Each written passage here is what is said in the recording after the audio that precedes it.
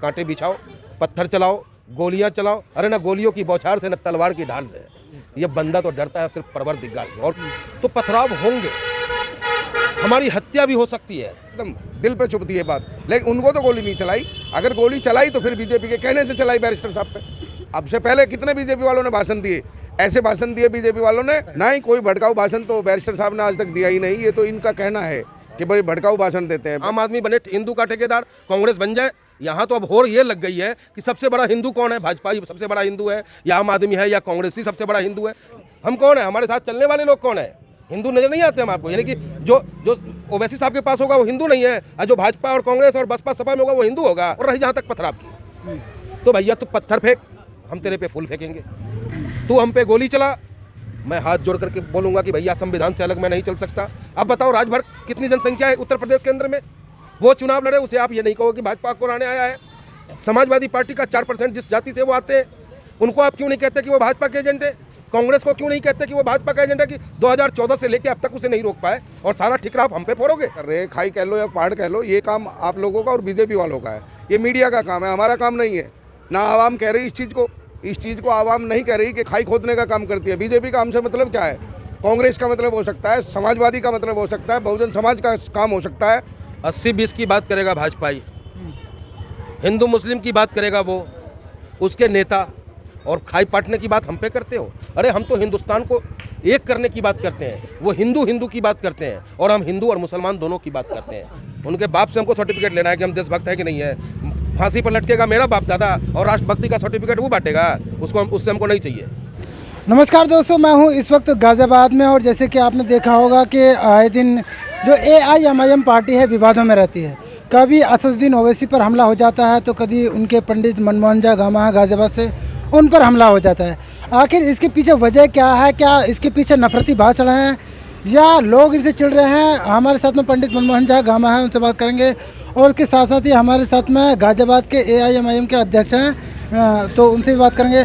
Sir, आपका स्वागत है। बहुत बहुत धन्यवाद। सर, ऐसी असदुद्दीन ओवैसी पर गुजरात में ट्रेन में जाते हुए पथराव किया गया, ऐसी खबर है, तो आप किस नज़र देख रहे हैं सर? मैं इसको इस नज़र से देख रहा हूँ कि जैसे आने वाला चुनाव है गुजरात के अंदर, कि बैरिस्टर साहब इतने मेहनती हैं और इतने लगनशील हैं। वो जानते हैं कि गुजरात की सरकार में अब के कुछ ना कुछ बदलाव लाएंगे, और जो विरोधीगण है, जो विरोधी दल है, वो बिल्कुल बौखला गया है। वो चाहते हैं कि बैरिस्टर असदुद्दीन ओवैसी गुजरात में पंजे ना जमा जाए। लेकिन अब की बार ऐसा लग रहा है, उनको भी लग रहा है, गुजरात वालों को, कि बैरिस्टर साहब की पार्टी अब के सीटें लाएगी, और बिल्कुल लाएगी। बदलाव की वजह है या भड़काऊ भाषण वजह है? नहीं, कोई भड़काऊ भाषण तो बैरिस्टर साहब ने आज तक दिया ही नहीं। ये तो इनका कहना है कि बड़े भड़काऊ भाषण देते हैं। बैरिस्टर साहब ने आज तक भड़काऊ भाषण कोई दिया ही नहीं। वो संविधान में आस्था रखते हैं, संविधान के खिलाफ बोलते नहीं, तो मैं कैसे समझ लूँ ये? तो आपको नहीं लगता वो भड़काऊ भाषण? नहीं, कभी भड़काऊ भाषण बैरिस्टर साहब नहीं दिए। एक समुदाय की बात करेंगे, बार बार कहेंगे मुस्लिम मुस्लिम, तो ये भड़काऊ नहीं होगा? नहीं, कोई मुस्लिम कब करते हैं? वो ऐसा कभी करते ही नहीं। वो अपने कौम की बात करते हैं, दबे कुचलों की बात करते हैं, शोषित वंचित की बात करते हैं, तो वो कब भड़काऊ भाषण देते हैं? भड़काऊ भाषण तो ये खुद देते हैं। ये अपना भड़काऊ भाषण देखें ना, और उनको जेल में डालने का काम करे। यहाँ की गवर्नमेंट उनको जेल में डालने का काम करे जो भड़काऊ भाषण देते हैं। यहाँ के मंत्री संतरी MP MLA जगह जगह ये देते हैं भड़काऊ भाषण, उनको देखें। बैरिस्टर साहब कब भड़काऊ भाषण देते हैं? वो कभी भड़काऊ भाषण नहीं देते। अच्छा, हमारे साथ में पंडित मनमोहन झा गामा जी। सर, जिस तरीके कभी आप पे हमला होता है, कभी आपके अध्यक्ष पे होता है, तो आपके जो विवादित बोल हैं उसका खामियाजा भुगत रहे हैं आप? नहीं, जब भी आप कोई अच्छा काम करने चलोगे तो बाधाओं का सामना करना पड़ेगा। और हमारा नेता बैरिस्टर असदुद्दीन ओवैसी साहब कमजोरों की आवाज़ बनने चले हैं, तो पथराव होंगे, हमारी हत्या भी हो सकती है। लेकिन जो हमारा सोच है, जो हमारा बदलाव की नीयत से समाज में हम चाहते हैं कि हर चेहरे पे मुस्कान हो। हम चाहते हैं, हमारा नेता चाहता है कि जो अधिकार अब तक लोगों को नहीं मिले वो मिलना चाहिए। नहीं, कांग्रेस बदलाव की तरफ जा रही है, बदलाव करना चाहती है, समाजवादी पार्टी बदलाव करना चाहती है, सभी पार्टियां बदलाव कर चाहती है, उन पर हमला नहीं होता, लेकिन ओवैसी जी भी क्यों होता है? दरअसल ये सब के सब एक ही थाली के चट्टे बट्टे हैं, एक ही थाली के चट्टे बट्टे हैं। ये नहीं चाहते कि हिंदुस्तान में गरीबों को उसका अधिकार मिल जाए, हिंदुस्तान में शोषित वंचितों का बच्चा बेहतर शिक्षा प्राप्त कर ले। ये नहीं चाहते जो कौम हिंदुस्तान को मिसाइल मैन बना दिया, जो कौम परमाणु शक्ति संपन्न बना दिया, उस कौम का बच्चा बेहतर शिक्षा प्राप्त करके वाकई अगर देश को विश्व गुरु बनाने की राह पर आप चलना चाहते हो, तो देश में जो तबके अपने आप को शिक्षा से, स्वास्थ्य से, मरहूम रह गए हैं, उन्हें उस लाइन में लाना पड़ेगा, तब जाके कहीं हम विश्व गुरु की कामना कर सकते हैं। और रही जहाँ तक पथराव की, तो भैया तू पत्थर फेंक, हम तेरे पे फूल फेंकेंगे। तू हम पे गोली चला, मैं हाथ जोड़ करके बोलूँगा कि भैया संविधान से अलग मैं नहीं चल सकता। हमारा नेता बिल्कुल हक की लड़ाई लड़ रहा है, हर राह पे हम चलने को तैयार हैं। कांटे बिछाओ, पत्थर चलाओ, गोलियां चलाओ, अरे ना गोलियों की बौछार से न तलवार की ढाल से। ये बंदा तो डरता है सिर्फ परवरदिगार से, और किसी से नहीं डरता। मतलब गुजरात में बीजेपी को पक्का करने के लिए जा रहे हैं। फिर वही बात, बीजेपी का हमने ठेका ले रखा है या आपने ठेका ले रखा है? यहाँ उत्तर प्रदेश में चुनाव हुआ है, समाजवादी पार्टी लड़ी, भाजपा लड़ी, कौन जीता? कौन जीता? क्या मैं लड़ रहा था वहाँ पे? तो जहाँ पे आप हार जाओ वहाँ पे तो कोई दिक्कत नहीं है, और अगर हम लड़ ले तो गलती हो गई हमसे? नहीं, जो लोग अब तक वंचित रह गए हैं राजनीति से, राजनीति का अधिकार जिनको मिलना चाहिए था। आप बताओ राजभर कितनी जनसंख्या है उत्तर प्रदेश के अंदर में, वो चुनाव लड़े, उसे आप ये नहीं कहोगे भाजपा को हराने आया है। समाजवादी पार्टी का 4% जिस जाति से वो आते हैं, उनको आप क्यों नहीं कहते कि वो भाजपा के एजेंट है? कांग्रेस को क्यों नहीं कहते कि वो भाजपा का एजेंट है कि 2014 से लेकर अब तक उसे नहीं रोक पाए, और सारा ठिकरा आप हम पे फोड़ोगे? हम भैया गरीबों के एजेंट हैं, हम गरीबों की लड़ाई लड़ने वालों में से हैं, और आखिरी दम तक लड़ते रहेंगे। आप हमें एजेंट कह लो, जो कहना कह लो, हम पे कोई फर्क नहीं पड़ता। संविधान के दायरे में रह करके हम अपनों की बात करते रहेंगे। अच्छा अध्यक्ष जी, जिस तरीके से आपकी पार्टी हिंदू और मुसलमानों के बीच में खाई खोदने का काम करती है, ऐसा आरोप लगते हैं। नहीं, ये तो बैरिस्टर साहब को भी आप लोग कहते हो, बीजेपी वाले कहते हैं, कांग्रेस कहती है, इससे हम पे कोई फर्क नहीं पड़ता। आप खाई नहीं नाला कहे पूरा, आप अपना 80-20 की बात करेगा भाजपा। दरअसल क्या है मैं बताऊं, ये जो आप खाई की बात कर रहे हैं, खाई कह लो या पहाड़ कह लो, ये काम आप लोगों का और बीजेपी वालों का है। ये मीडिया का काम है, हमारा काम नहीं है। ना आवाम कह रही इस चीज़ को आवाम नहीं कह रही कि खाई खोदने का काम करती है। बीजेपी का हमसे मतलब क्या है?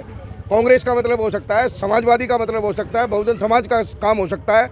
और ये जो आज चल रहा है, इसको बहुत अच्छे तरीके से आप देखिए। बैरिस्टर साहब उत्तर प्रदेश में आए, गोली बैरिस्टर साहब पे चली, उस गोलियों का जवाब क्या दिया गवर्नमेंट ने? 10 दिन बाद बेल हो गई, बेल होने के बाद में बीजेपी ने उसका उन्होंने हमला किया तो उन्होंने साफ किया था ना कि उनके भाषणों की वजह से हमला हुआ। नहीं, उसके भाषणों की वजह से नहीं, ये तो बात पलटाई गई है।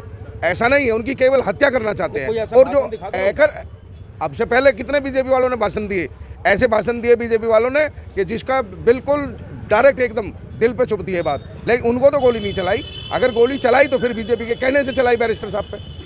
इससे कोई मतलब नहीं है। ना MIM पार्टी ना खाई खोदने का काम करती, ना कोई काम करती। ये काम करती है दबे कुछ लोगों को ऊपर उठाने का काम करती है, और करती रहेगी। जी क्या बोला?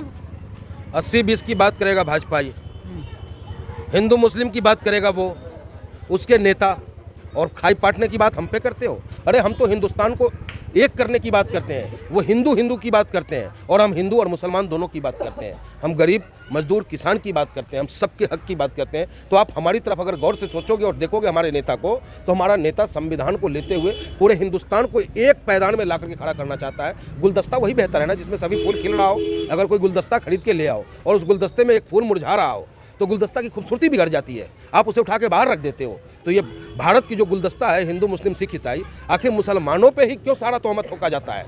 आखिर मुसलमानों को ही सारे अधिकारों से क्यों वंचित रखा जाता है? और अगर क्या मैं पाकिस्तान के मुसलमानों की हक की बात करता हूँ?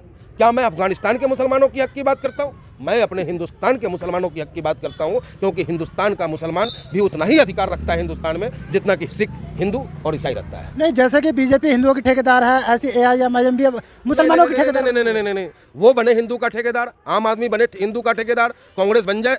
यहाँ तो अब होड़ ये लग गई है कि सबसे बड़ा हिंदू कौन है? भाजपा ही सबसे बड़ा हिंदू है, या आम आदमी है, या कांग्रेस ही सबसे बड़ा हिंदू है। लेकिन हमारे पास जो होड़ है, हिंदुस्तानी कौन है, वो होड़ हम लगाने चले हैं। जिसके दिल में भी हिंदुस्तान धड़कता है, वो बैरिस्टर साहब को अपना नेता मानता है। अच्छा अध्यक्ष जी, जिस तरीके से मुस्लिम बात करते हैं हसनुद्दीन ओवैसी, क्या लगता है कि दूसरे समुदाय के लोग भी उनसे जुड़ेंगे? नहीं, ऐसा है, दिख नहीं रहा है, दिखाइए ना इनको, दिख नहीं रहा। हिंदू जुड़े पड़े नहीं है, अंग्रेजी बतियावे लगते हैं आप लोग, आँख होते हुए भी अंधा हो जाते हैं। आँख होते हुए अंधा हम कौन है? हम कौन है? हमारे साथ चलने वाले लोग कौन है? हिंदू नजर नहीं आते हम आपको? यानी कि जो ओवैसी साहब के पास होगा वो हिंदू नहीं है, और जो भाजपा और कांग्रेस और बसपा सपा में होगा वो हिंदू होगा? गलत।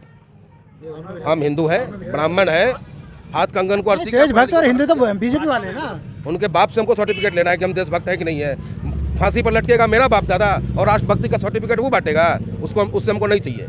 ठीक है ना? ओवैसी साहब जिंदाबाद है, जिंदाबाद रहेगा। जय ओवैसी, तय ओवैसी, नाथूराम गोडसे मुर्दाबाद, महात्मा गांधी अमर रहे। चलो तो ठीक है। ये आपने देखा होगा जिस तरीके से अभी गुजरात दौरे पर हैं असदुद्दीन ओवैसी और वहाँ पर करीब 30 सीटों पर AIMIM चुनाव लड़ रही है और वहीं पर जब असदुद्दीन ओवैसी सफ़र कर रहे थे तो ट्रेन में पत्थर लगे हैं, ऐसी खबर आ रही है। और AIMIM के नेता वारिस पठान उन्होंने दावा किया है कि उनकी बोगी पर लगे और वो कांच भी टूटे हैं, यानी उनमें बाल आ गया है। फिलहाल हम इस वीडियो को यहाँ पर खत्म करते हैं, फिर किसी और मुद्दे के साथ मिलेंगे, तब तक के लिए धन्यवाद।